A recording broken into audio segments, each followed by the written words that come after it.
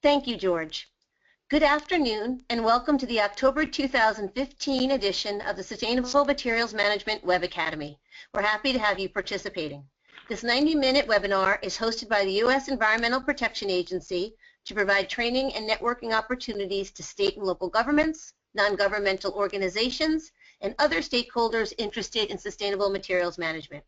As George mentioned today, our topic is, does plastics recycling need to be so confusing?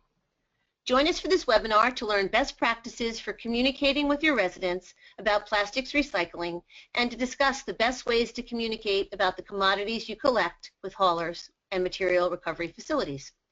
Experts, we have two of them, will explain why acceptable plastics for recycling are different from town to town. The terms used for plastic recycling are unclear and contradictory, which means consumers are often puzzled about which plastics to put in the recycling bin. This webinar will discuss the need for a common set of terms for plastics recycling, take a tour of the Terms and Tools resource on recycleyourplastics.org, an interactive tool created to walk you through the new terms, provide royalty-free images, and help you create free educational flyers. And hear how a common set of descriptive terms can improve your communications, increase participation, and improve qualities of the plastics collected. In addition, the EPA has now included in our state measurement program the 28 plastic commodity terms that are part of the Plastics Recycling Terms and Tools resource. These 28 categories are also a default for ReTrac's tracker platform. The EPA decided to include these terms after conversations about the benefits of expanding their single plastic category to 28 commodity terms. This will allow for more detailed tracking and better understanding of what is actually being recycled. With this step, EPA will help normalize the commodity terms across the country. Together, we can make plastics recycling less confusing and recycle more plastics. Slide 3. Today, we have a joint presentation featuring our two speakers. After the first speaker, we'll pause to answer one or two burning questions, and then we'll have our second speaker, and Tanya will wrap it up at the end. Please feel free to type questions throughout the presentation. Moving into today's webinar, note our disclaimer, and now we will move to the webinar. Tanya. Our first speaker is Tanya Randell, a project manager for More Recycling Associates. Thank you for participating, and let's get started, Tanya. Thanks. Thanks, Chris, and thanks everyone for joining us this afternoon for the webinar. I hope that you'll find it helpful and informative. And so to begin, I'm going to start with a little story from before I started my recycling career. Long before I started working for More Recycling, I asked my friend Nina, who's also a colleague now, why I can't recycle #1 clamshells with #1 bottles, and what's the difference between the #2 tub and the #2 milk jug. And so, and what does film mean? Is that the stuff that we used to put in our cameras to take pictures, and now you're recycling it? Because that sounds really great. I was just trying my best to be a really good recycler. But it was really complicated, and I didn't understand it even though I was trying my best. And so what we're trying to do is, with coordination throughout the value chain, to improve communication in the industry, we can overcome one of recycling's biggest challenges, which is confusion. And so I'm going to talk a little bit about why plastics recycling doesn't need to be so confusing. There's an evolving ton of recyclables as we make packaging innovations. So with a process to communicate well, we're going to work on how we can stay on top of the changes. And so without further ado, so here are some of the questions that we deal with. How do we compare data from states like California and Tennessee and New Hampshire? They're all very different locally and regionally and across the nation. They're collecting similar materials, but unless they're talking about them in the same way and describing them in the same way, it's hard to compare their data. Or locally, how do you communicate with neighboring communities about what you're collecting, and how do you compare data? And also, how do you communicate with your residents about what to put in the bin, or what do you, communicate about what's in the bale that you're selling? So that takes us to the fact that more recycling started working with the plastics industry to create a tool that is usable and useful to reduce confusion for everyone who touches plastic, starting with consumers. The project started a few years ago, and we continue to support and maintain it and help it in its evolution as we move through the days and the years. So to start, better terminology is descriptive, and it's common, and it's universal, so everybody understands what you're talking about. And then that leads to better communication for the various stakeholders and the flow of information between them. Communities to residents, communities to MRFs, the MRFs to markets. And the end result is more successful plastic recycling. More plastics collected, less confusion, and there you have your happy resident who's putting his plastics correctly in the bin, and he's really happy about it. The tool was created specifically with recycling coordinators in mind. You're the crux of the communications with residents and as well with MRFs and markets. And so it's for your benefit, and we want to continue to keep it useful and updated. And so we encourage your input and feedback. And so at the end of this, at the presentation, and I'll have my contact information. So I'd really encourage you, if you have questions, comments, why it works, what it's not working, please let me know, because we really do take that in stride, and we want to make the tool as helpful and informative as possible.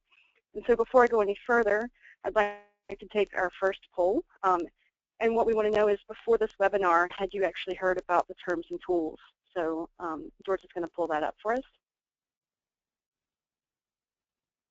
And I apologize, there was a typo on the first selection. It's just read heard.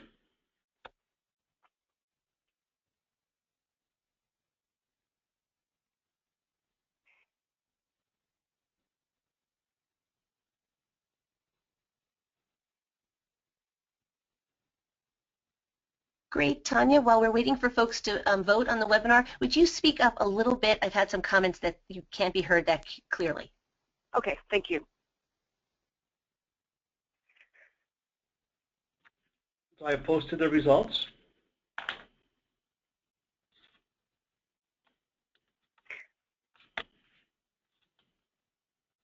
Okay. So do I need to re-share my screen, George, or am I still okay? Usually, you can read what the responses are. I don't think that I see the responses. Okay, 49% said they haven't heard anything about them. 34% said, yes, I heard something, but not too much. 14% said, yes, I am familiar with the terms and tools. And 3% said, yes, I am not only familiar, but using the terminology. Perfect. Thank you. So yeah, so I guess you know, that's why so many of you have signed up. And Chris, can you hear me better?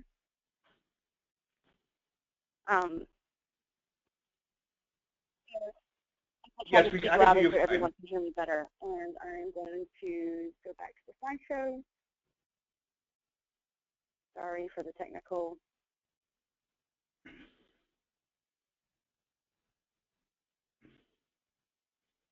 Okay. So, you know, what are the terms and tools?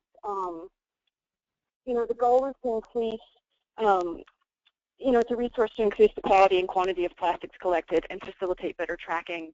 And so it's broken up into two tools. One of them is outreach terms for communities, and that lets you communicate effectively with your residents and with each other. The other part are commodity terms. Tanya, we can't see your screen. You can't see my screen. Okay. That was my question. There we go. Okay. Now can you see it? Yes. Yes, perfect. Okay. All right. So I'll go back over that. So, you know, what are the terms and tools? It's a resource to increase the quality and quantity of plastics collected and facilitate better tracking. And the second is that it's broken up into two parts. One is outreach terms for residents. So it allows you to communicate effectively with your residents and also with each other within the recycling community. And then also the commodity terms, which helps streamline discussions and market transactions. So that would be, you know, talking about what's actually in the bale that's being sold and traded. And so a little background on how we got here. When the project started, more recycling associates gathered feedback and input from stakeholders throughout the industry. We included asking retrack users, and also we had an online presentation with an attached survey to industry members and beyond. And we had about 700 hits on that presentation, just under 400 full views, and we received 130 responses to the survey. And of the surveyed retract users, which was in addition to this 130 responses, 83% said yes, the terminology as we were showing it at the time would be helpful in describing their program and would be sufficient for describing their program for plastics collection. And many of the issues raised by the no respondents were addressed in revisions. And additionally, for the video presentation, 67% said the terminology was adequate for describing their program, and of the third that said it wasn't adequate, we also resolved many of those issues as we revised the terms and tools over time. And so in the end, we only had a handful that really preferred the resin codes over the suggested terminology that we're presenting today. And based on the revisions, we feel like that we've gotten a really good tool that's going to be useful for communicating more about plastics recycling in a descriptive way to communities and beyond. So this is just a brief slide to show the advisory group that we've worked with. And so as you can see, they represent a wide swath of the plastics industry, from recycling coordinators to private industry and trade organizations.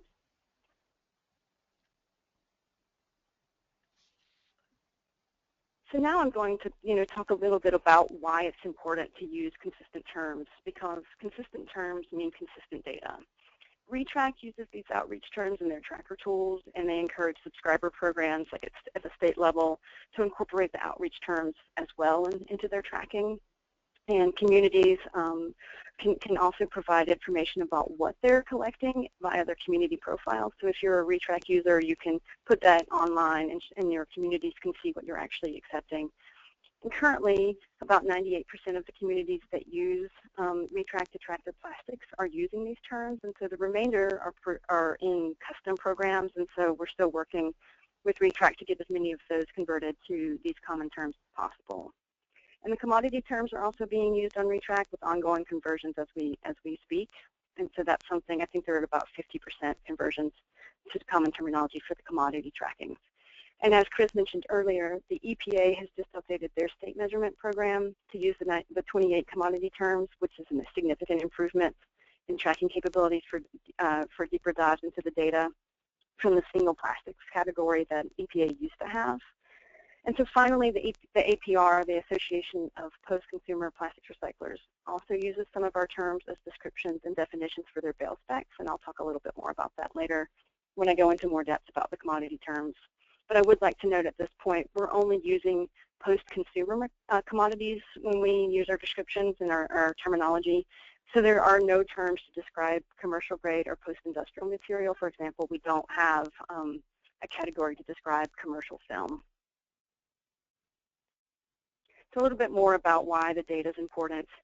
A lot of the work that More Recycling does is with data. We track recycling rates. We write annual reports on bottles, non-bottle rigids, film and bag, and Canadian plastics recycling reports. And because we use the bale commodities in the terminology in our survey instruments, and those align with EPA and APR and online market tools like plasticmarkets.org, we're getting more and more accurate recycling data from those who are participating. And so consistent data allows us to accurately track changes over time, and we can see trends. And so as an example, the graph on the right shows the various non-bottle rigid categories. And when we speak the same language about the materials, we can really dive down into the details instead of painting with a broad brush. You can see we've got containers and electronic scrap and that sort of thing. So instead of having really broad categories, we can really fine-tune the data, and then we can start to track this over time. So that's one of the really important benefits for having consistent terminologies, is it gives us consistent data. And so secondarily, we also do bale audits and access studies. And within the bale audits in the past, we've had to try to match varying definitions from across the country on what's actually in a mixed plastic bale. So with more consistent bale terminology, we can apply bale audit data to determine totals of specific resins, very similar to the previous slide. And we can come to conclusions such as polypropylene is the largest proportion of these non-bottle rigid plastics. And we can also help give information about how to improve reclamation and capacity, and also any policy changes that might need to come from growing supply of specific feedstock, or how to improve the recycling rates for those commodities when we know exactly what's in the bale. And additionally, we work on the access studies that the FTC depends on to be able to gauge whether or not a particular material can be classified as recyclable, meaning it can have the chasing arrows and not have any qualifiers on its recyclability. And so, you know, without being able to see across the country the same terms to describe the same materials, it's much harder to determine whether a particular material has 60% access. And so coming up with a total requires translations of programs' descriptions if we're not using the same terms. So again, for bail audits and access studies, it's very helpful to data collectors such as More Recycling to be able to have consistent data. So here's one of the challenges. We know that a lot of people, and like residents in your communities, are confused and overwhelmed. So they see something that says, you know, here's the material that you can collect. I know that picture is very small. It says plastics 1 through 7, and it shows various bottles and containers.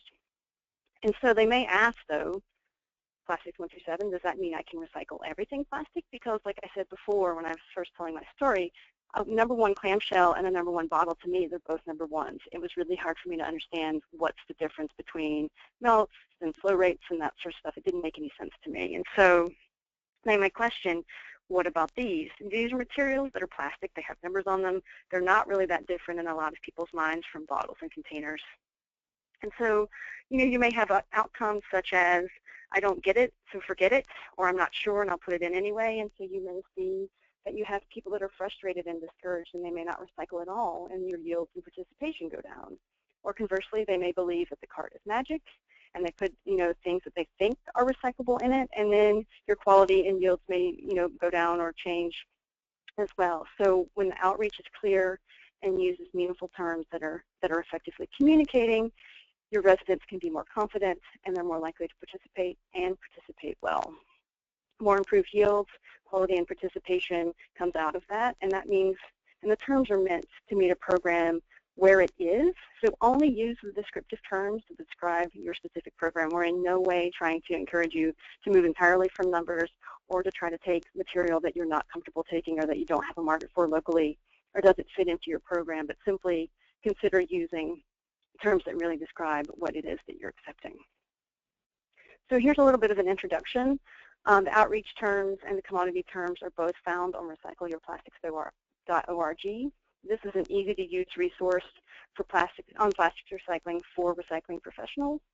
The site includes resources such as user-friendly tips and tools, best practices, ready access to experts and peers in the recycling world and more. So the terms are housed there, but also there's lots of other information available specific to plastics recycling. And so now I'm going to show a brief video.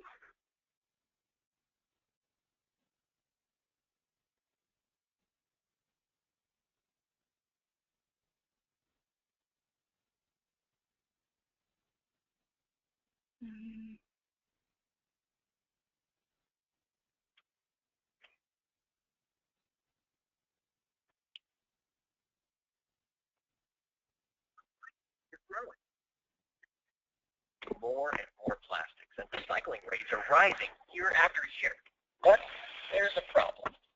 Many people still don't know which plastics go in the recycling bin. And from one community to the next, the words used to explain which plastics are collected for recycling can be inconsistent and even contradictory. In short, plastics recycling can be confusing. This is a shame, because recycled plastics are valuable materials that are in high demand. If we can reduce this confusion, we can collect a lot more plastics. A solution to this challenge? Recycling professionals need a common set of terms to communicate, both among themselves and to residents. Think about it. Every profession requires a common set of terms. Engineers, doctors, baseball players, even musicians all use their own common set of professional terms. Plastics recycling should be no different. A common set of terms, like a glossary or a lexicon, will help communities communicate more effectively to residents about which plastics to recycle, making it easier to participate and to recycle more valuable plastics. That's why stakeholders in plastics recycling created a common set of recycling terms, plus some simple tools to help use these terms. A wide-ranging advisory committee Committee created these terms and tools, including plastics recyclers, plastics makers, recycling experts, and other recycling advocates. In addition, input from hundreds of recycling professionals was solicited through extensive surveys. The plastics recycling terms and tools contain a common language to help streamline communications for community recycling programs throughout the U.S. and Canada. No more guessing what to call a particular plastic. This common set of outreach terms can help significantly reduce resident confusion and increase the amount and quality of plastics recycled. Better communication will lead to better recycling. In addition to these outreach terms, the terms and tools contain a separate set of recycled plastic commodity terms designed to improve tracking of plastics recycling at local, state, and national levels, and to create greater efficiencies in the buying and selling of used plastics. The goals of the terms and tools? To increase recycling rates, to increase the types and amounts of plastics recycled, and to help meet growing demand for recycled plastics used in packaging and products, even playgrounds. The plastics recycling terms and tools are simple, intuitive, comprehensive, and available free of charge. They include a simple online tool to streamline the process, plus royalty-free images to use in recycling educational materials. It's time to sing from the same songbook and recycle more plastics. Go to recycleyourplastics.org and click on the Plastics Recycling Terms and Tools icon. Better communication, better recycling. www.recycleyourplastics.org.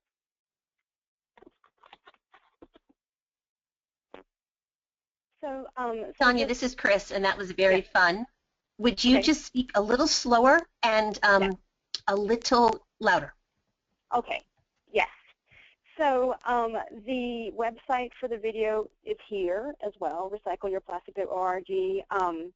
And on the slides that I had sent to George, there will be, on the slide for the video, we'll have the URL for the YouTube video if you would like to see it. And so I'd like to acknowledge the fact the American Chemistry Council was the main funder for the Terms and Tools resource. And so if you want to know more about it, the American Chemistry Council was the funding behind this terms and tools. So moving on. So I'm going to go into a little bit of depth about the outreach terms for residents. So this is the first set of terms, and it's for the front line of recycling, which is outreach to residents. It strives to answer the question about what we should tell the community about how to recycle plastics, and that answers the question of what should I put in my bin? So now I'd like to ask our second poll question, which is how are you communicating with your residents about plastics?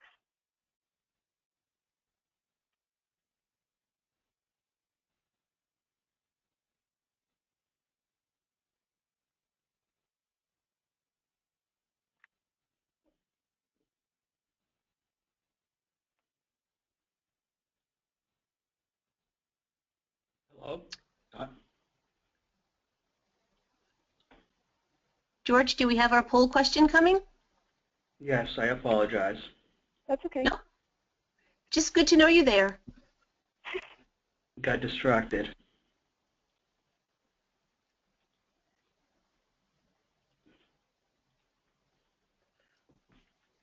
So the question for the poll is, when communicating to residents about which plastics to recycle, which of these do you currently use?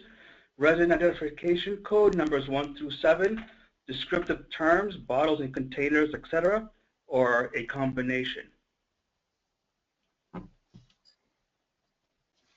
Give you a few minutes and I'll share the results.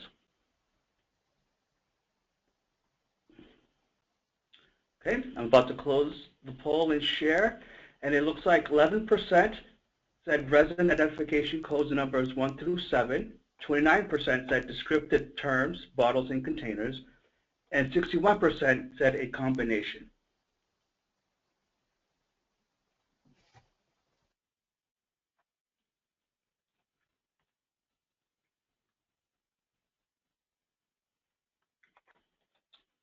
Pass the baton to you, Tanya. All right, thank you. So now you should see the same slide that says the outreach terms for residents, and so we'll continue on. So yeah, that's really great that we're seeing a combination of the descriptive terms, which is really what the terminology is striving to do, is to use descriptive terms without necessarily taking away the resident identification numbers.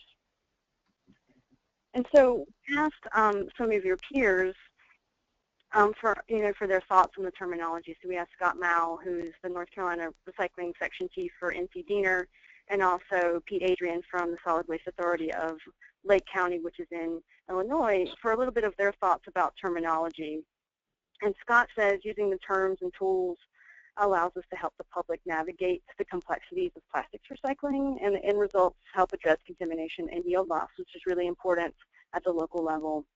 And Pete Adrian adds, the plastic terminology is universal from top to bottom, meaning that we can consistently communicate with communities about what is acceptable. Again, it allows us to start at the very bottom and communicating with residents, and then you can communicate laterally with other communities, you can communicate with the state, and with EPA and other national organizations, and as well as communicate with your markets and your MRF. So I'm going to go a little bit into how the outreach terms really, how the tool actually works. And so the goal of the tool is to meet a program where it is. Like I said before, we're not trying to encourage more collecting of material than is appropriate for your area or your capacity. We're also not trying to tell a community not to use numbers or move towards a specific type of program. Right. It's just simply that we want to try to move to more descriptive terms that give clarity to your residents. And so here's an example of, before a community might have said plastics 1 through 7, and then after going through the tool, you can see that there's descriptions about plastics bottles and containers and what that really means. There's the addition of plastic buckets. There's an exclusion at the bottom of material that you really don't want, and then there's some optional notes and instructions that tell you how you would like your material prepared.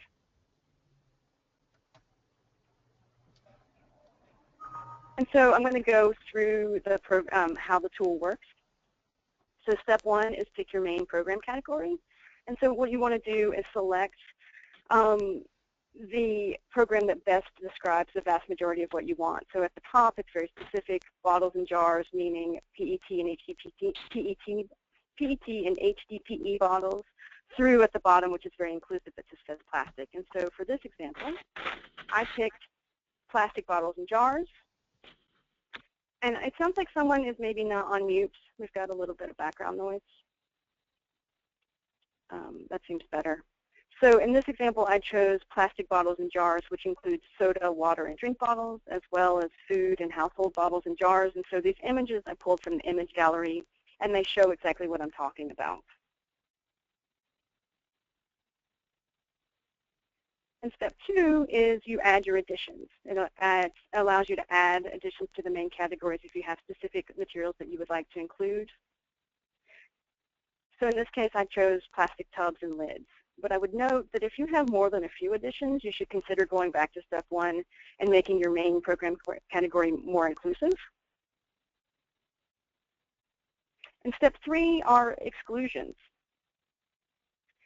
This is where you add the things that you really don't want in your program. But too much information may leave your residents feeling overwhelmed again, and they won't pay attention to the important details. So we suggest that you only pick 1 or 2 and maybe 3 at the most of really what you don't want to see in your program. So in this case, I said no containers that held hazardous products and no plastic bags, wrap, or film. And again, the images came from the image gallery, and I'll go into more detail about that shortly. And lastly, you can add notes about how you want your residents to prepare the material in the bin. So I want my residents to empty, flatten, and put caps back on, as well as rinse or wipe clean the bottles and containers. So, and that's it. You're done. You have now worked through the interactive tool and have, worked through the descriptions for your program. And so you can either create a program flyer within the tools, or you can just download the images to use in your own in-house flyer or on your web page or on any other outreach material.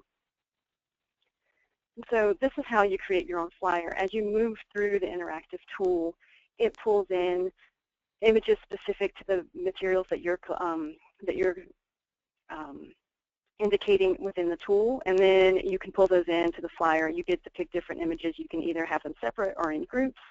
And then on the left-hand side of the flyer, it shows exactly what you're describing with your main category described, your additions, and then it has your instructions and your inclusion and your exclusions. Then you can add your logo, community contact information. So I did this in about 10 minutes. So I pulled in all of the materials I wanted to recycle, have the descriptions, I have my contact information, and I have my logo.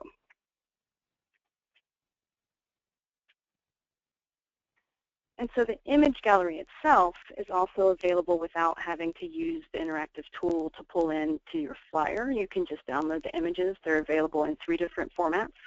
And the EPS format allows you to overlay each other. And we'd really like to thank the CPIA, which is the Canadian Plastics Industry Association, for providing many of the images that are found in the image gallery. And the image gallery is the main tool to support the terminology.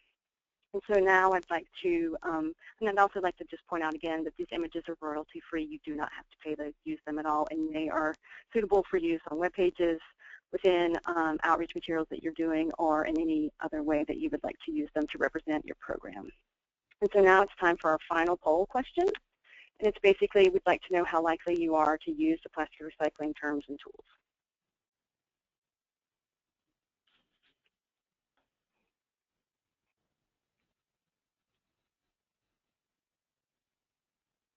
So the question is, give you a few seconds and I'll read the results.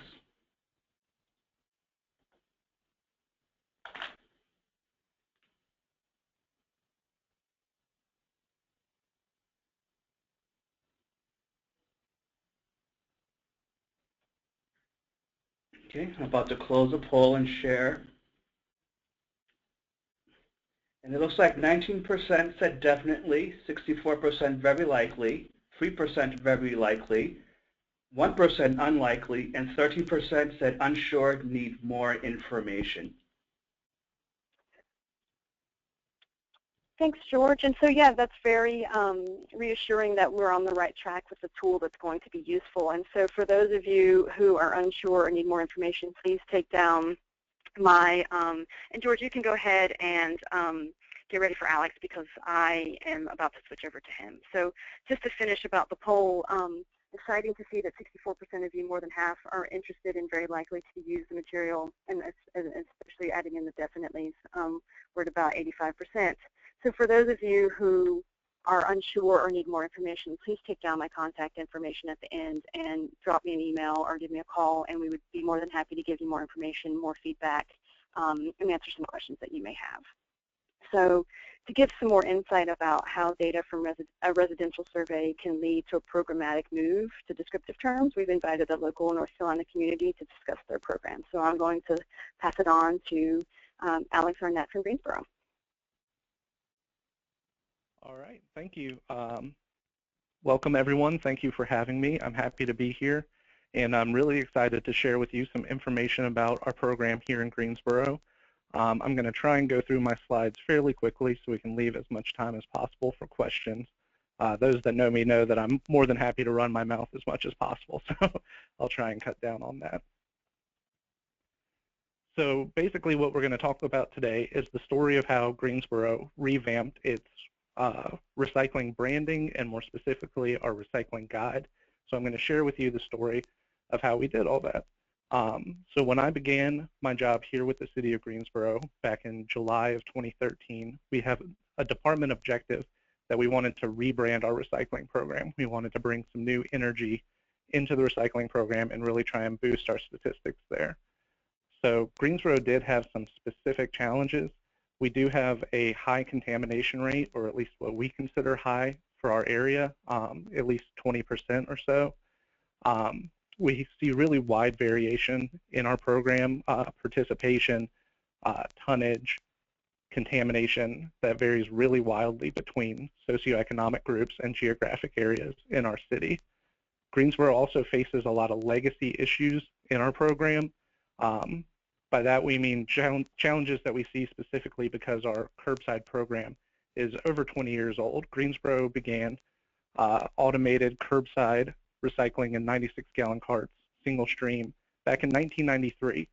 I've been told that we were one of the first programs on the East Coast to have a program like that. I was a Greensboro resident at the time, but I was 6 years old, so I can't really speak specifically to that. So some of the issues we see with that, you can imagine people have been hearing recycling messages for over 20 years from the city, but the messages change over time. The stream that we collect in those carts has changed over time. So maybe someone heard the message once back in the 90s and then tuned out since then, and they don't really know what our program consists of now. So when I began working on this project, I really wanted to make a big push to have it be a data-driven process where we use as much information as possible. Excuse me. We use data really to make our decisions, not just gut feelings, not what we've always done. And that has a lot of benefits, we feel. It helps us to understand recycling at a deeper level, what people really think and feel about recycling. It helps us identify the most impactful strategies. You know, if you just scattershot, throw a bunch of different things out there, and you're not really measuring, you don't really know what's working and what's not. By using data to make our decisions, we can be more confident in those decisions. And if we see something's not working, we're able to change course. You also gain the ability to measure the impacts of your program if you have strong benchmarking in place. You know, are we really doing better than we were a year ago? And obviously what we're talking about today is improved dialogue and communication with our residents. We're able to really see what they need to hear from us for them to be able to recycle better. So this was the big first step that we took. We decided to give a survey to all of our residents to really take stock of what their attitudes and opinions and behaviors were with the recycling program. So I designed this survey personally. I developed it in Microsoft Publisher. And you can see it covers a lot of ground. We wanted to keep it to one sheet, front and back, and there's really a lot crammed on there. We unfortunately don't have time to really break down every section that's on there. But, you know, we assess a lot about their opinions. Do they think recycling is dirty and gross? Are they happy with the level of service they're receiving? Do they consider themselves to be strong recyclers or maybe just occasional recyclers? How often do they put their cart out? How full is their cart? And most importantly, one thing we're going to focus on today is we had them answer basically a quiz on what's recyclable. You can see it's at the top right-hand side, so that was the top of the back page. It's basically checkboxes for them to check what they think is acceptable in their recycling container. And this was a section that gave us, I think, really the most tremendous source of wealth of information about our program. So here's a little more about the process. Like I said, I designed the survey in-house. We are lucky enough to have a print shop here in Greensboro that was able to print 90,000 copies of that survey for us. Excuse me again. We mailed the surveys out in a water bill, and we received the responses back from the resident. They had the option to either direct mail it to us, you know, put it in an envelope, put a stamp on it, mail it to us. They could put it back in their water bill payment, which one thing that's kind of interesting about Greensboro is that we do have online payments for water bills, but they do tack a service fee on there. So many of our residents elect to mail in their check, you know, save their $2 fee. And so that means a lot of water bills get mailed back to us, and that really worked to our advantage with the survey. And then we did also have the survey available online at surveymonkey.com. So the response from our survey was overwhelming, and I mean that in a literal sense. We had around a 10% return rate. Over 9,000 responses came back to us. And we did find that the most popular way for people to respond was by mailing it back in their water bill. If you see that image off on the right-hand side, those manila envelopes, those are stuffed full of responses, and I received one of those probably every day or two for several weeks from our collections department. So obviously, once we got all these responses back, we had the kind of Herculean task of entering all of that data. So we did elect to use SurveyMonkey as the platform to enter all of our survey data. We had a team of people working, myself, a few colleagues, and we also hired some temporary labor to help enter all those surveys. It took us about 10 weeks to get it all entered. Looking back in retrospect, we probably should have focused more on the online version of it, because obviously that comes already entered to us. And the image I shared there is where our mayor actually shared on her Facebook page the link to the survey, and we did see a huge spike in responses the day that she shared that. So this is a map of where all of our responses came from. You can see we got pretty good coverage across the whole city. There's a lot of representation from every area. It does look a little denser up in the north and west side of Greensboro, and that's where our higher participation areas are. So that's about what we expected. But we were very happy to see that folks from all over town were actually mailing in the survey, mailing it back to us. So like I said, we'll focus today for the purposes of this webinar on the things that we found specifically in the quiz portion of what's recyclable. This is where we took those answers and graded them. You know, what did you get right? What did you get wrong? We found that the average score was about a C, and very, very few people got 100% correct. I think it was less than 400 people out of 9,000 responses were able to guess, or not guess, were able to know exactly what was recyclable and what's not recyclable in our program. So here's the breakdown of responses, the percent that people answered, and if it was correct or not. And I kind of blocked it off into a few different groups. If you see up at the top, cardboard, glass bottles, newspapers, and aluminum cans, virtually everyone knew that those items were recyclable. So we could conclude that we've done a good job messaging that those items are recyclable. If you move down into the next box,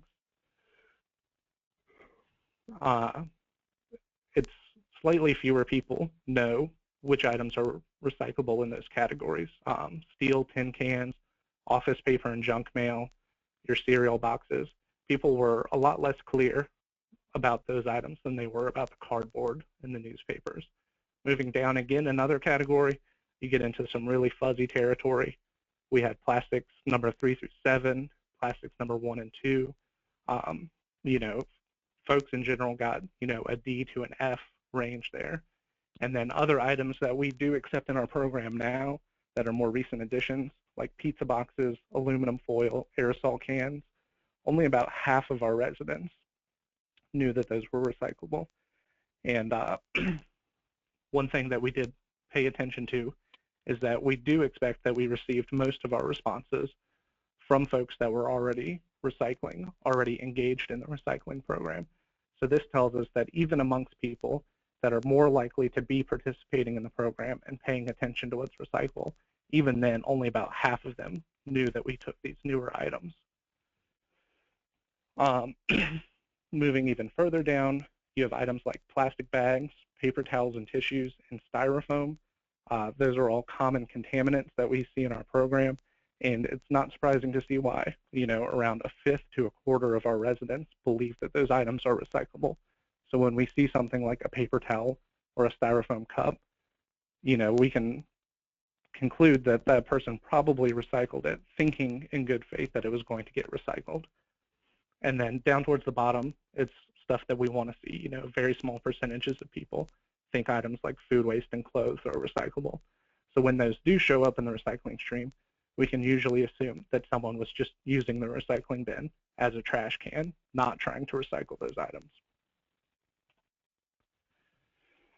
So beyond just the quiz portion of the survey, another area that gave us really a lot of great feedback was the write-in responses. We left, you know, several blank lines for residents to just write in their thoughts and feelings about recycling, and that really ended up being a gold mine.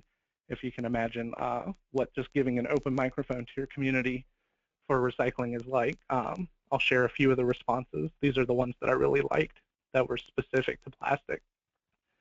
I continue to have problems deciding what plastic items are recyclable. Maybe send out more info on the exact type of plastics that can be recycled. What are plastics number 1 through 7? And I'll go ahead and note that's exactly how we had been messaging it at that point, was plastics number 1 through 7. We have, can we recycle 3 through 7 plastics? That would be awesome. So that's an individual that's obviously aware of the resin codes, but unsure of which resin codes we accept. It gets confusing. First, it was no yogurt containers. Then they were permissible. You can see definitely if you don't keep an open line of communication, people can get confused. I read conflicting recycling requirements with regards to plastics number 3 and over. Styrofoam isn't recyclable. However, egg cartons have a recycle symbol. Most people think those resin codes just straight up indicate whether or not an item can be recycled. And one of my favorites, the Coke incentive program promotion and my mother-in-law confused me about plastics number 3 through 7. So I guess there's really no limit to what you can blame on your mother-in-law. So this is what our old guide looked like. You can see up at the top left-hand corner, all plastics number 1 through 7, no plastic bags or foam cups. And you've got a really jumbled looking image there. The other plastic message is off to the top right, rigid plastics, buckets, milk crates, laundry baskets. One thing that bugged me about this guide is that, plastics are on the left side and the right side. Metal's at the top middle and the bottom right. It's all kind of jumbled up. So I'll show you what our new guide looks like now.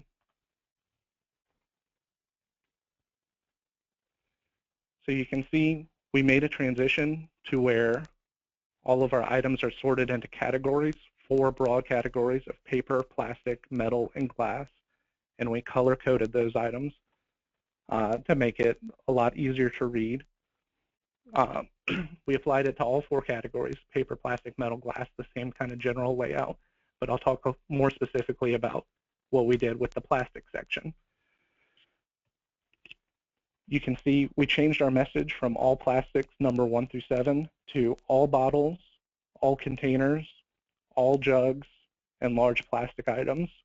So we felt that those 4 categories were much easier to remember and understand than all plastics number 1 through 7.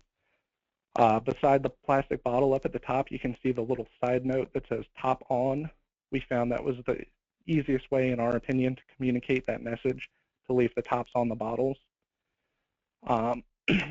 Large plastic items was also a change from rigid plastic items. We kind of felt that was confusing to residents. They might really not know what rigid means or if an item is rigid or not, but they kind of know, okay, this is large, this is made of plastic, I can recycle it. Another big addition to this guide is the no items at the bottom. You can see in the plastic section we have no bags, sheets, styrofoam, or hoses, and we have images of those items. So the main way we distributed this information to our residents was to essentially tack it on to our every other week recycling calendar that we mail out every year. Actually, we had skipped a few years. The decision was made not to mail out the calendars, just to make them available in the newspaper and online. And I made a push that we should go back to mailing out that information. We want to stay in constant communication with our residents, and direct mail is one of the best ways to do that. And we also included the recycling guide on there so that we know every resident in Greensboro gets a copy of it. And hopefully this way, maybe they'll pin it up inside their pantry or stick it on their refrigerator to remember their recycling weeks. And hey, what do you know, the recycling guide's right there also. All right, so like I said, I'll leave as much time open as possible for questions. That's the end of my presentation.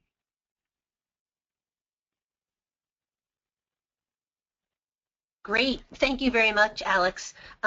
First of all, kudos to both the toolkit. We've gotten a lot of positive feedback in the comments, and to Alex's presentation. So I think we'll start a little bit of questions more on Alex's presentation, just because he was last up. And first off, Alex, would you remind us how many households you have?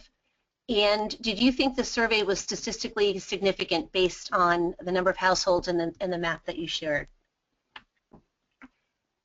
So in general, for curbside service, we say we have about 82,000 households.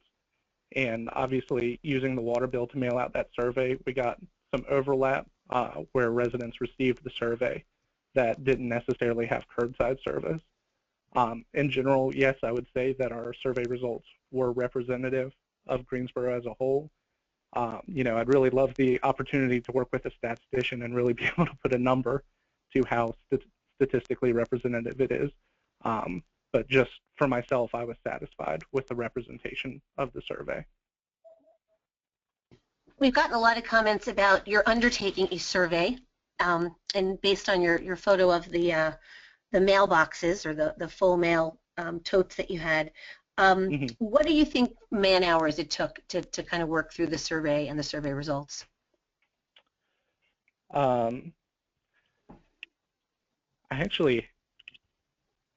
It was several hundred. Like I said, we had several weeks where we had at least 2 or 3 temporary laborers working to enter those responses. But I will say, if I was doing this from scratch all over again, it would be significantly less because I would do more to push the online option. Originally, I was hesitant to do that because I knew that, you know, the folks that we really wanted to hear from, the ones that are more socioeconomically challenged, would be the ones that have less access to a computer. That's why I really wanted to focus on the mailed out version of it. But looking back, just the ease of the online responses and the complication of the paper responses, I do think I would have done more to reduce those labor hours. Excuse me, Chris. Tanya still has about 3 more slides to show. Great. So let's go to that, and we'll get back to more questions after. Thank you.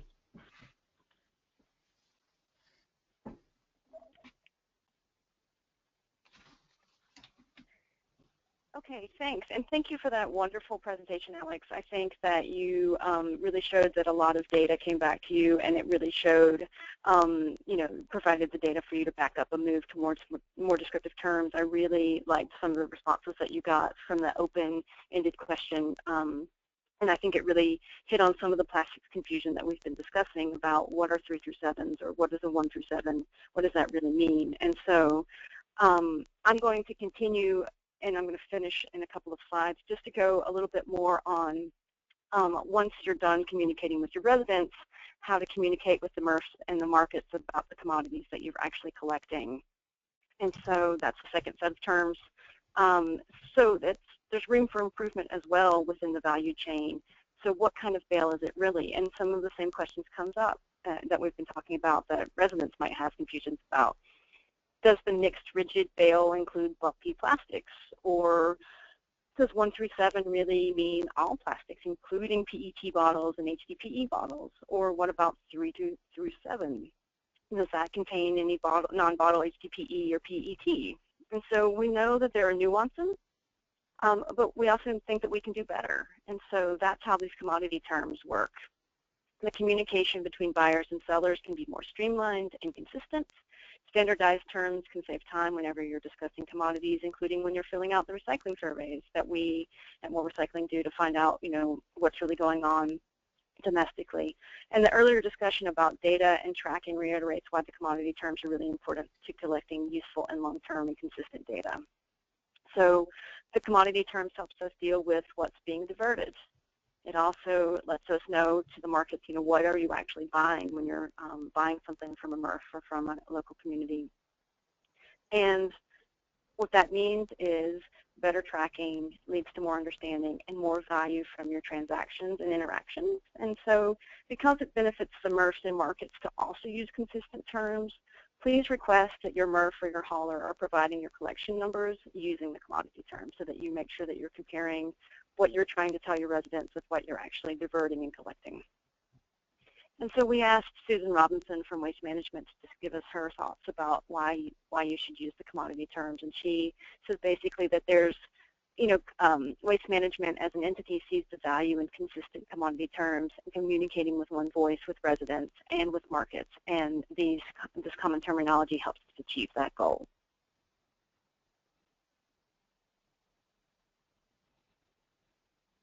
And so I'm going to wrap up a little bit about the commodity terms by saying The commodity terms also support the APR bell specs. The ones that are shown here in blue indicate terms for which APR has bell specifications. And so there won't be any commercial or industrial terms within this tool, only post-consumer.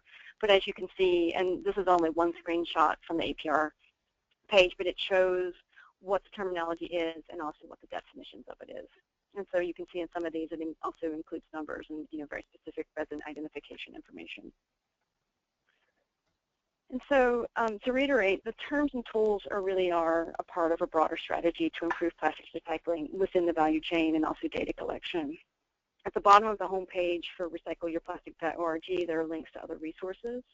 And what we want you to remember is that the terminology is our resource at a minimum to provide tools in all of your outreach, especially based on some of the responses that we saw that Greensboro received. And so going back briefly, at the bottom of the tool, you can see here as a screenshot of further your outreach without retrack, and then there's also information on plastic film and bag recycling. So again, retrack allows you to track plastic data using the commodity, the terminology. And also, if you're interested in improving plastic film and bag recycling within your community, this is a blurb also on one of the projects that the American Chemistry Council is working on with more recycling on plasticfilmrecycling.org, which is a resource with a lot of information on what materials beyond bags are acceptable, which you can see in this poster on the right, newspaper sleeves, air pockets from packages and produce bags and that sort of thing, but also the WRAP Recycling Action Program, which is an overall national campaign to really try to educate consumers and localities and states about recycling beyond bags and taking it back to return to retail and not pushing the idea of trying to accept it in curbside. So again, take down my information at the end if you have questions about film and bag recycling, because I can also answer those questions. So to wrap up, here are the URLs to find the terms and tools on recycleyourplastic.org. You don't have to take that down right now because these slides are going to be available. You can download PDFs of the various terminology, both outreach and separately the commodity terms from these web pages. So if you want to see exactly what they describe, there are PDFs for that. And so to end, this resource is only useful if communities and the industry are using it. So it was created with recycling coordinators and recycling professionals in mind. So please let us know if you're using them, if you have thoughts about improving them or have plans to use them in the coming months or next year. We also want your help to keep it fresh and useful, and so you can help us promoting it by being a part of a case study. So if you're already using these terms, let us know. We'd like to highlight you, or let us know how to best promote them in your state or your area. And having communities across the United States using these terms are in goals. And so really what we want to be able to do is add lots of dots to the United States as we use these across the different states and localities to really track data. And there'll be a survey sent out after the webinar, so please take a few minutes to really tell us how what you thought about the webinar, what you think about the tool, and give us some feedback on what we're doing right and what you think we need to improve. And that's it. Here's my contact information. Please take it down, my email and my phone number. And also, if you're interested in the recycling reports that we do, they're available on our website as well for download. So that's it, and thank you very much for your time and attention. Great, thank you, Tanya. So before we have more detailed questions, Tanya, I've gotten a lot of questions as to why bother doing this. And I wanted you to talk a little bit about the issue of contamination and the value of the bales based on folks using the tools and upping their educational outreach and making it more clear. Could you just set the stage a little bit for that?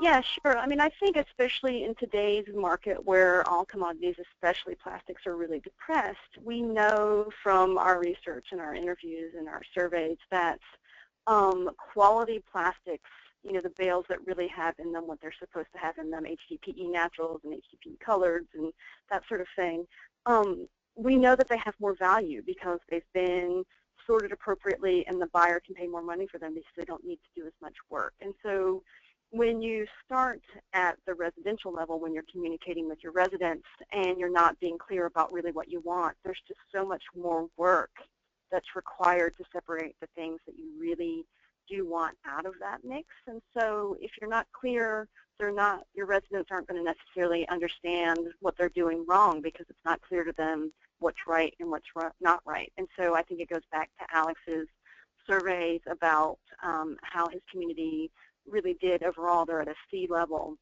You know, a lot of people knew pretty well certain things that are really hot commodities, like, you know, the bottles and cans, you know, that we all know are recyclable. But then when you get into the minutia, that's really when you run into trouble, and that's where your contamination rates can really go up. And so it is really valuable, especially in depressed markets, to do the very best from the very beginning to limit your contamination in the bin so that there's less work and the material's more valuable coming out of the MRF.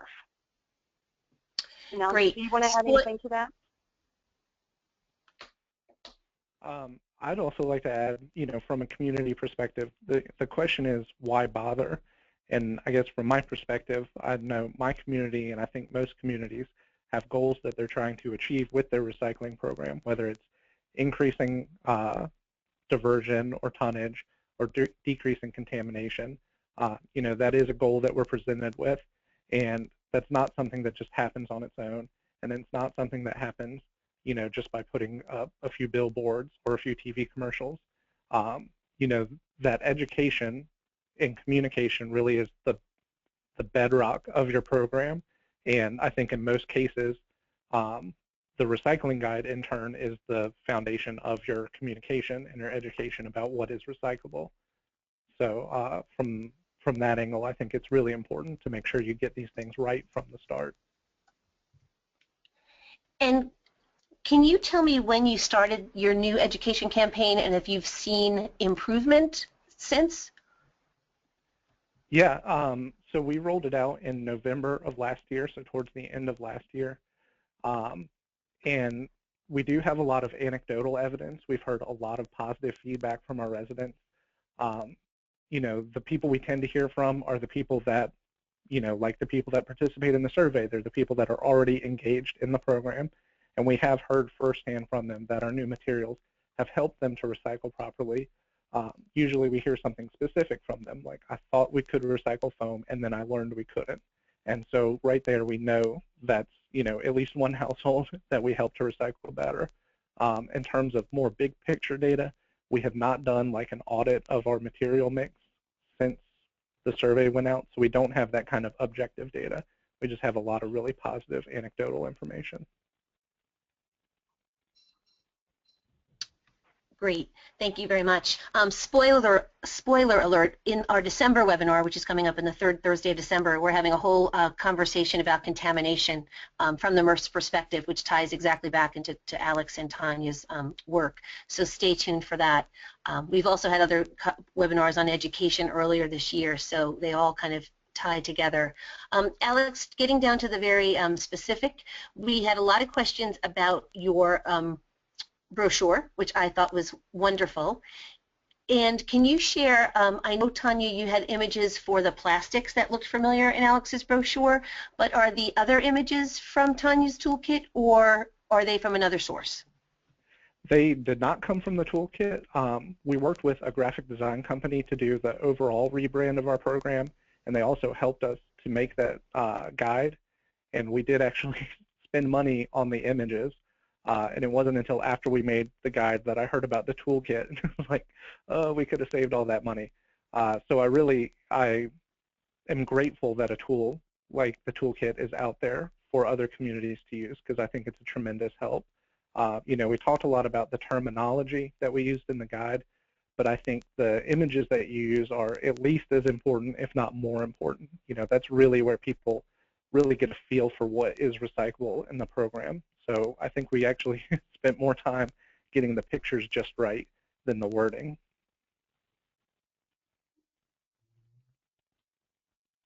Great. And I've had a couple of people saying, I'm Googling for the image now and I can't find it online. So if you would be so kind to type in the chat box an address where that might be able to be found, that would be very helpful. Or we can send it out after the webinar as well. Tanya, getting back to the images, does the toolkit just have images for plastics? Just the current time. So, you know, this was meant to be plastics recycling terminology and tools. And so currently, yes, it's only plastics, although we hear a lot of feedback that it would be really great to have a much broader group of images. So I think that that is something that as an industry, recycling industry in general, needs to consider. And so I don't have any set timeline on that, but I definitely have heard loud and clear the feedback that it would be great to have other images as well. Agreed. Thank you so much.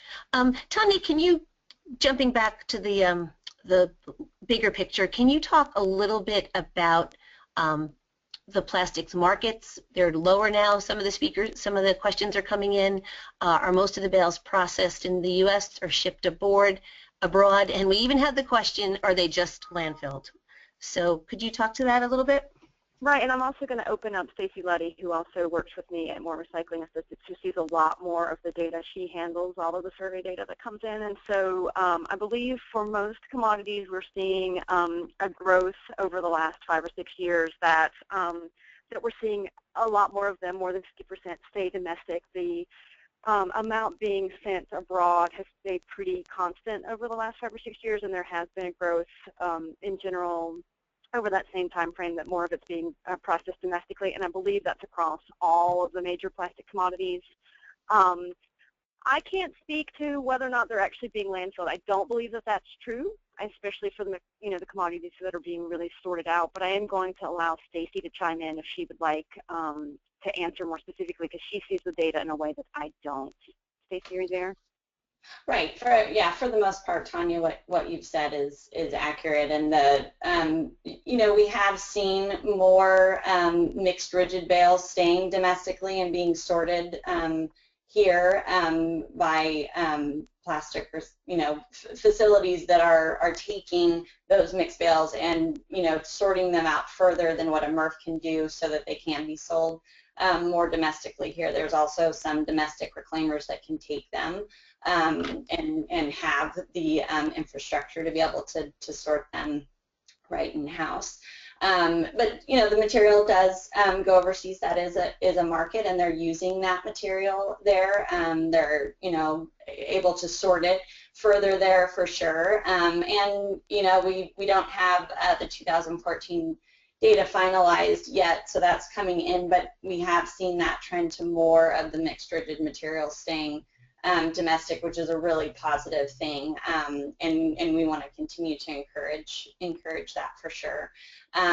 In terms of it being landfilled, the most communities most MRFs that are receiving enough material to sort it into to bales are going to do that, because they can market it. There's markets for that material. I would say the majority of it isn't being landfilled. Obviously, there always are some of these bumps in what happens when things kind of go awry, kind of from an export standpoint, and I know that's a real challenge for the industry. I think mostly they try to hold on to it until they can sell it if there's a bump like that. But there's a lot of value in those bales for sure. A lot of polypropylene and other valuable materials that markets want. Great. I actually had a comment typed in from a colleague of mine in Region 4J who said, a great overview on designing for bale value by Ann Johnson was just published on October 14th in the Environmental Leader. So for those of you who had questions on bale value, that might be a good resource. Thank you, Jay, for sharing that. And Chris, I just want to say, this is Tanya. I just sent the web, the URL for how to get to the image gallery. I believe that it's gone to either you or George. I don't have a way to send that out to everybody, I don't think. No worries. Thank you so much. Okay. We will get that. And the other image that everybody wants, Alex, is an image of your educational materials, if that can be shared. We'll share that after the webinar as well, or you can share that in the chat box. So thank you for that. We also had a lot of questions on the nitty-gritty of education, which I think I'm going to skip at this time because we've talked a lot about education and outreach strategies. I did want to talk a little bit about the political support in Greensboro, Alex, and do you have any type of, I don't want to say enforcement program, but any type of program to check what residents are putting in their bins? Any feedback besides? Go ahead. So we do have a single inspector for our 82,000 households. So as you can imagine, he's very busy. He's got a lot of carts to look in. One thing that I talk about frequently is that, in my mind, contamination kind of breaks down into two categories.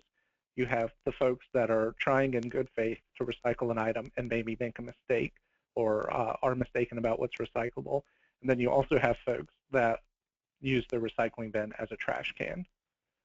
And we do see plenty of that in Greensboro. And I'd say that our inspector does spend a lot of his time chasing down that second category as opposed to the first. So he maybe doesn't see directly the changes in the waste stream when people that are trying hard get better information. What has helped him is that now he's equipped with a better tool to communicate with our residents when he does make contact with someone that's not recycling properly.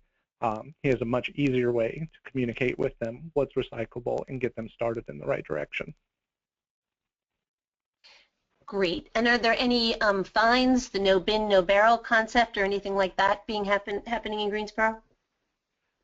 We are not fining our residents. We will remove a cart if a resident has repeated violations. It is a voluntary program in Greensboro. We do provide every household with a recycling cart. But if we've made repeated contact and tried to help someone recycle and they're just not doing it for whatever reason, we will just go ahead and remove that cart. Great. Can you talk to multifamily or apartment dwellings? Does the city work with them? We do. We have a program in place. We've gotten grant money in the past, and we've distributed 96-gallon containers to apartment complexes.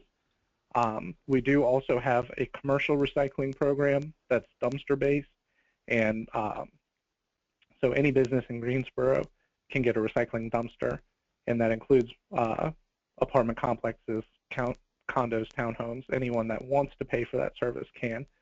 So that's definitely out there, and we do distribute that information to them as best we can. And then we do additionally have 20 drop sites around Greensboro, and a lot of the utilization of those is residents whose apartment complex or whatever has not opted into a recycling program, and they still want to recycle, so they just go to their nearest drop site. And we did take that graphic and we blew it up to be 2 feet by 3 feet and put it on all of our drop site dumpsters. Great. I had another question that applies to the Northeast too, where I am, talking about, is there any regionalization going on with your materials? Have you spawned any interest in the communities surrounding Greensboro? I've been contacted by several communities that really like our material and want to borrow from it, and we're more than happy to share everything that we have. And I will say also, one thing that's great about those recycling drop sites is anyone in the surrounding areas that's close enough to a drop site to use it has that there to use. Great. So Tanya, getting back to the toolkit, is there any technical assistance available to the toolkit, or is it just kind of go to the website and figure it out? No. I mean, that's part of what we do at More Recycling Associates is we're in support of the tools and what we're doing. And so, yes, take down my contact information. If you go through it and you still have questions or you want some help going through it and how to use it, yes, we're certainly available to offer technical assistance. And gladly we'd like to do it.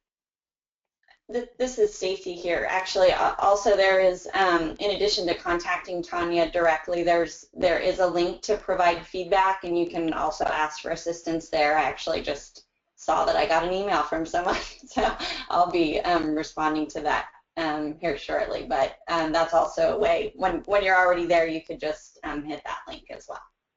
Thank you, Stacy. Yeah, and spoiler alert too to the survey at the end of the webinar, Tanya mentioned that's actually a specific question, and if you would like to be contacted, you can add your information there, and we'll share that with Tanya and the More Recycling as well.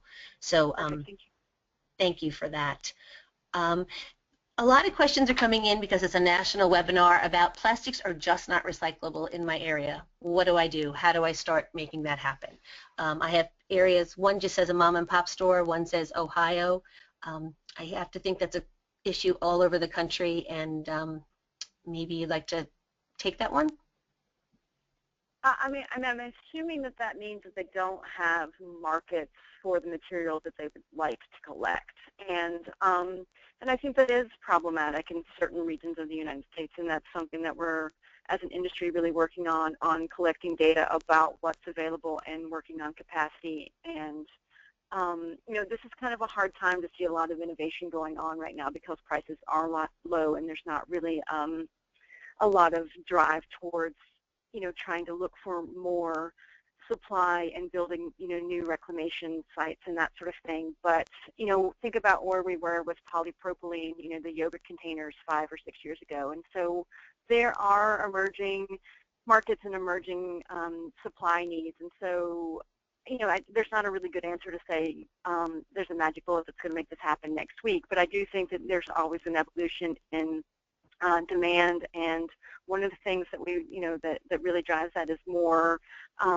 desire for post-consumer resin, you know, so making materials out of things that are recycled. And so as that demand goes up and more brand companies are using that, we'll see more of a demand for recycled materials. And so again, I'll ask Stacy if she would like to add anything specifically based on that, the data that we're collecting from 2014.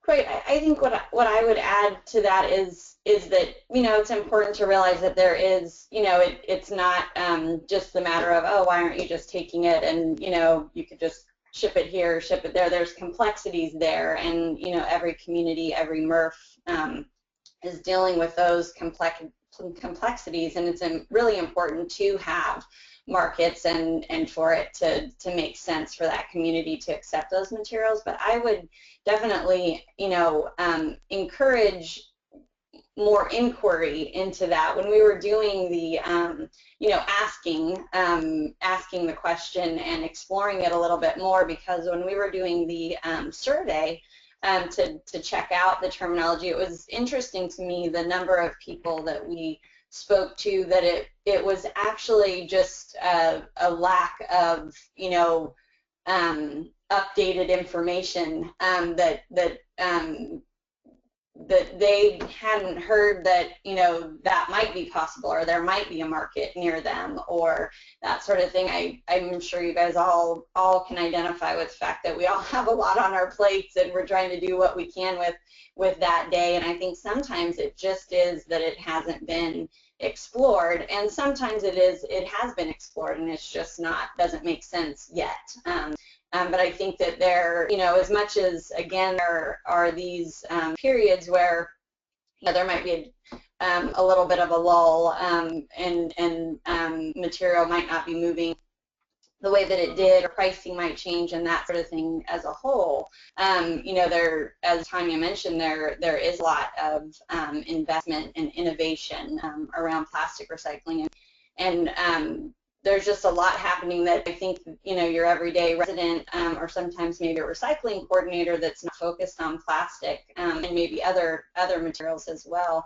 It's amazing the things that are happening, and what different stakeholders from every side are trying to make happen. So again, every area, every community has its own set of own situation where, you know, proximity to, you know, the size of Earth, the capacity for sorting, the proximity to markets, that sort of thing that definitely have to be considered. But I would encourage, you know, reaching out to find out more about that, and you know, reach out to people like us and that sort of thing to find out if we can help make any of those connections where possible.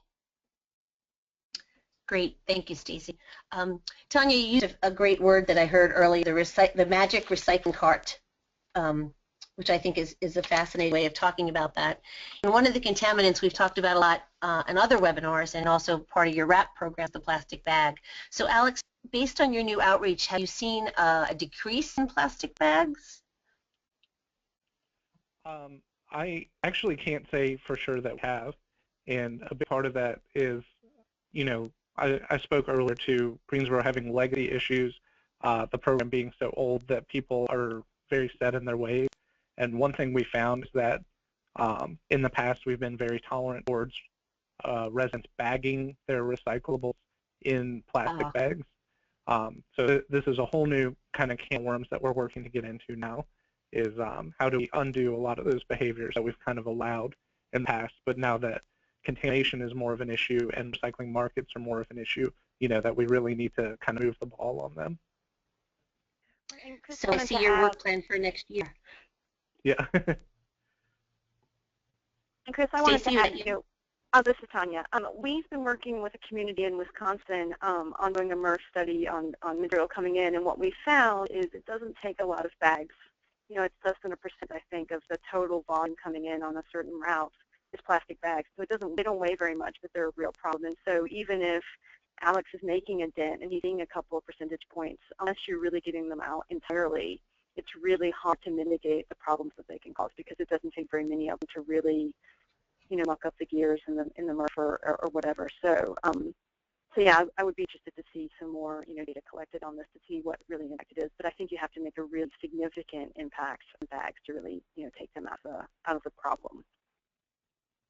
Agreed. Right. Like I said, check out our July webinar on the WRAP program, and we're also going to talk more about that in December.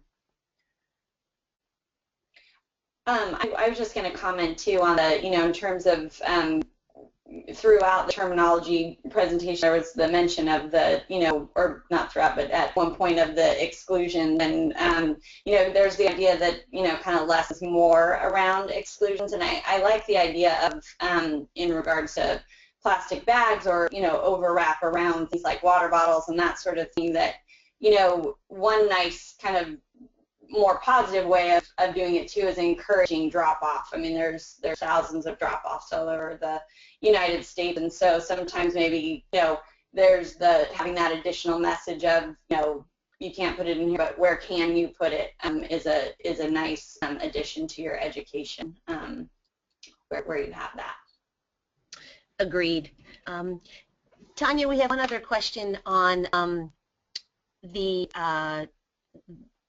manufacturer's responsibility with some of the markings or the chasing arrows. Can you talk about the manufacturer's role in your toolkit a little bit more?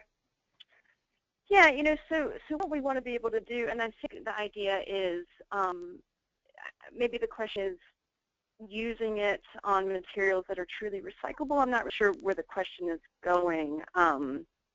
So I think the idea goes back to maybe that for design for recyclability of having materials that are actually recyclable. Is that the sense that you're getting, Chris? Yes, I am. Okay. Thank you. Yeah, you know, yeah. So you know, the idea that you're using materials to build your products and to pack your products that are truly recyclable, so that, you know, once a consumer's done with it, it goes in and it meets these criteria. And so, you know, right now I think that the terminology is really based on talking from residents up through the markets, but I think that there is definitely a tangential idea of, through APR and with the Sustainable Packaging Coalition and organizations like that, of using these terminologies to also help dictate the way that packaging is emerging and the way that we're using packaging and the way that products are built so that they can be recyclable and go back into this circle of recycling. And so I think that that's kind of not as advanced as the terminology itself, but I do see some emerging, you know, movements with manufacturers to make materials more sustainable and to fit in with this so that they fall right into the recycling value chain very easily. Right, and the APR, the Association of Post-Consumer Plastic Recyclers, has a design for recyclability guidelines that they're building, and they're continuing to expand those to other materials, which is a really important step to, you know, kind of helping express to manufacturers, you know, what because they don't always know, you know, what is causing a problem and what isn't. I know there, even with, you know, PET bottles, there was a lot of feedback given to manufacturers around, you know, full wrap labels that can be very problematic for PET bottle recycling. And so the industry is taking some of that on because it really impacts the reclaimers for sure at the end of the day, in terms of just seeing some of these problem materials. And then there's also, from a tool standpoint, the things like the how to recycle label, the more, you know, it calls out what is and isn't recyclable, you know, that and the FTC guideline kind of, you know, pushing to be clear to consumers. I think the more a manufacturer, you know, has to think about whether they can put whether something is recyclable on their product or not, the more they're encouraged to, you know, look into design. And then you have, like I said, the design for recyclability guidelines like APR has to help them meet that goal. So, you know, we're not, you know, completely there, but I think that there are some positive things that the industry is working on, trying to help make that happen. Agreed. Well, we have reached the end of our webinar. We have gotten so much positive response to the toolkit, and so many of you joined us. It was our highest participant webinar to date, so thank you all for joining us. And we mostly wish to thank our speakers for their new program, Simplify Plastics Recycling, Alex for your work on the ground, and finally all of you for joining the Web Academy, and hope you continue to join us. The program is designed for you. Please complete your evaluations. We'll do our best to get back to you. Give us our feedback on how we can further meet your needs. And this concludes today's session. So thank you so very much for joining us today. Bye-bye.